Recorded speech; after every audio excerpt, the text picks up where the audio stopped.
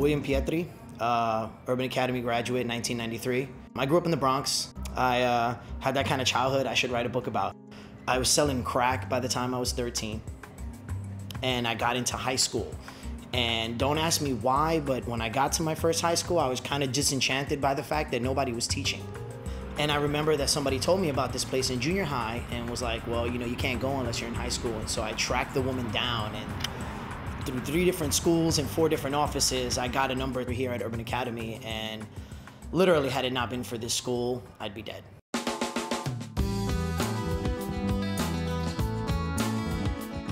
New York, the city that never sleeps. Growing up here is tough. Going to school here is even tougher. In this vast metropolis, there's one small school making a name for itself. The Urban Academy is one of 6 small schools in the Julia Richmond complex. 15 years ago, this was the site of a failing massive comprehensive high school, but is now home to 6 autonomous small schools that share facilities but operate independently.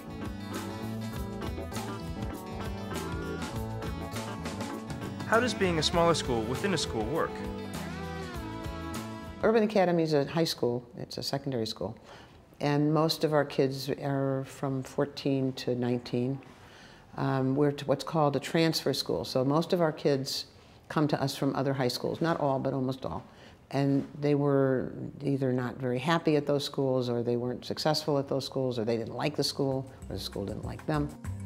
With just 150 students, the small scale of the academy allows each teacher to know all the students well. The impersonal nature of bigger schools caused problems for most of the students who transferred to the Urban Academy. I only went there for 3 days because it was so big that I just felt, and like teachers could not pronounce my name like day after day after day, and it just was kind of like it just didn't fit me very well. So I just got to a point where I skipped school. I skipped a year of high school. I just didn't go, and I went to the bookstore, and I figured I'd just be the smartest guy without a degree. I felt almost stupid and inadequate asking for help because, like, that's just how they made me feel. I got one phone call from the school, but after that, I guess they just thought I transferred, so there was no more contact after that. We try to find all kinds of ways of making going to school interesting and engaging, and hopefully, though, our mission really, as we see it, the staff sees it, is to create options for them, and meaningful options. So if they decide at the end, when they graduate, to go to college, they can not only get into college, they can go to college and be successful. Making the school appealing has many dimensions. The corridors are full of armchairs and sofas for the students to relax in. Classrooms embrace youth culture. It's been painted with a special blackboard type of paint, and we've actually had some professional artists in here working on this, but the kids come in and they do designs, they do tags, they do all kinds of things, but it then gets erased and other kids come in and do something else. And even the lessons start, not with a bell, but with music chosen by the students.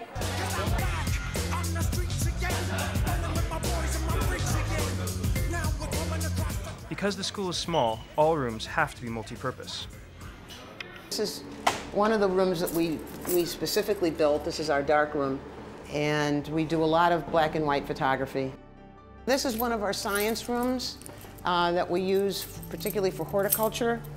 And there's a greenhouse that you can see that we built, different experiments with soil, with fertilizers, with different kinds of plants.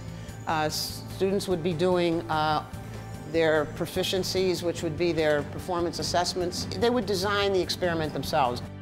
However, the advantage of being in the same building as other small schools means that there are many shared facilities. So this is the library for the whole school. This gym is used for boys and girls volleyball, boys and girls basketball, track, indoor soccer, and during the day just as a gym for the little kids just to play and do games. This is our auditorium. These are students from all over the city because the acoustics in this hall are very good. What small does is it makes things possible. That being in a really large building with a lot of teachers makes more difficult. I think when you have a small school, and by small I mean the number of people who can sit around a table, it seems to me things are possible. You can change the timetable.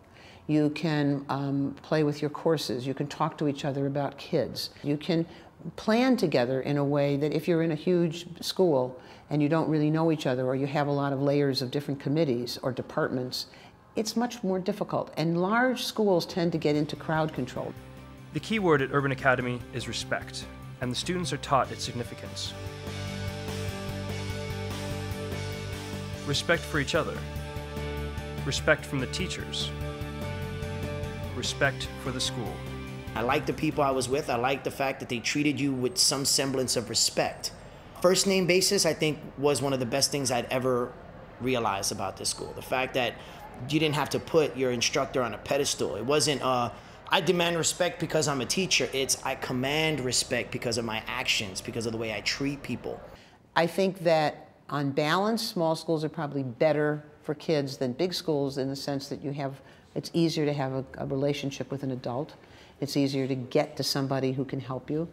But the critical thing about a school that I think people kind of don't spend enough time on is the curriculum and the instruction. I mean, you can change the governance of a school, you can take a big building and chop it all up, and in the end of the day, you won't get a lot better at the educational mission unless you really say, well, how is the size going to help us make this a more intellectually challenging environment?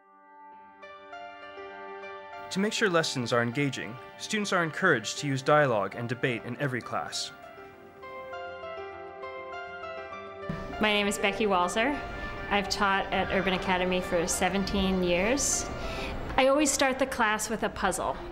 And it's a geometry class, but I start the class with a puzzle that sometimes includes a geometry concept that's something we're working on, and sometimes it's something that's not at all geometry, and I just want them to be thinking about other kinds of math ideas. And they had to decide if 0 was an even number or not in order to continue with the puzzle. An odd number divided by an odd number, it works. An odd number divided by an even number, you'll always get some crazy non-whole number. You disagree with this. Yeah. Right, you can't change it. It can go either way. It's neutral. It can change. We know that 0 is neutral and it cannot go either even or odd. There's no leaning, there's no such thing as that because it's neutral, therefore it can't go either way, but we know that it's an integer because you can see it's on the integer line, so I don't see what the controversy is about. Exactly. Therefore, you make 0 even. So, right. You're looking at a placeholder like there's no hundreds and there's no tens. The number doesn't. The size of the student body means that we know everybody in the school. So I know students in my classes. I've known them before they have come into my class, and I know them over a number of years. For me, that's obviously much nicer than just having somebody sit in my class who I don't otherwise know. And for the students, it means they're themselves. They're real people here, and they get to be known sort of in all their complexity. The fact that they forced us to think and not just absorb and regurgitate. They forced us using our minds, abstract thought. That's got to be the biggest difference. And I crave that. I love having that kind of challenge for the mind, because I realized after I was here that that's what I was missing. It wasn't that I was a behavior problem per se. It wasn't that I hated school. I was bored. No one was teaching. No one was doing anything. In this class, they're using roleplay to promote discussion and are exploring whether minority ethnic students should have reserved places at elite universities. You're completely ignoring the fact that we come from a racist history, and we still are in a racist history, and you're not addressing that at all in your argument.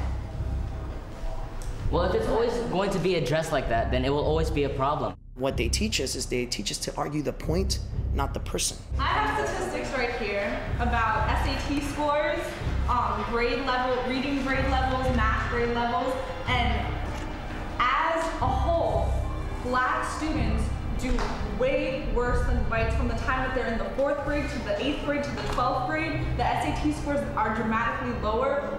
How are you going to address that problem if that program is not allowed? So it was always, I think that's a ridiculous idea because, not, oh, you're so stupid, how could you say that? Like, That's such, you know what I mean? That's the kind of attitude that gets other people angry. And then you get two angry people yelling at each other and now no one's listening. Why is it the university's job to fix, past historical issues? Yeah, That's not a university's problem. That's actually higher jobs problem to fix that. It is everybody's problem, but individually they can make a difference. They don't have to reinstate a total segregated admissions program just to fix societal discriminations. That's not their job. Urban Academy prides itself on good teacher-student relationships, even down to exchanging mobile phone numbers so that they can talk outside school hours. What's critical is what happens outside the classroom as opposed to what happens inside the classroom. So there might be 2 or 3 kids that I call 6:30 every morning coming, trying to get to school on time, right? Calling parents, dealing with stuff like that, trying to help kids, and we have a free pizza lunch. So that's outside the classroom.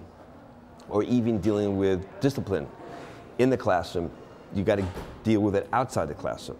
End whatever's happening now, get on with the lesson, and then talk to the student outside of class where they're not so defensive.